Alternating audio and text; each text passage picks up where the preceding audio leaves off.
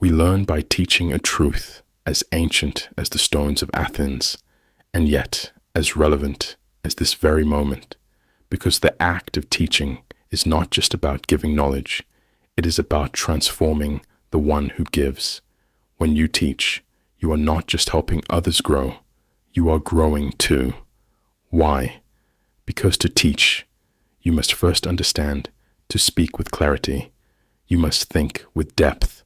To answer questions, you must confront your own gaps. To explain with simplicity, you must wrestle with complexity. Teaching reveals what you know, but even more, it reveals what you do not know.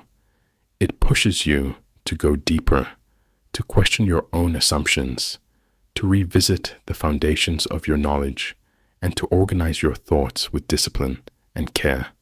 The Greeks understood this well. Socrates taught through questions because he knew that the road to wisdom begins with dialogue, with curiosity, with shared exploration. Plato learned by listening, Aristotle by debating, but all of them, in teaching, were refining their own minds. Teaching demands humility. You cannot hide behind big words. You cannot pretend to understand, because the moment someone asks why, you must respond with truth. And if you do not know, you learn, because the best teachers are students. Always have you ever noticed that when you try to explain something to someone else, suddenly it becomes clearer to you? That is not an accident. That is the power of reflection. That is the wisdom of ancient truth that we learn by teaching. You do not need a classroom or a podium or a title to be a teacher. You teach when you mentor, when you parent, when you lead, when you share your story, when you help someone understand what they could not before. And every time you do, you become stronger, more confident, more articulate, more aware.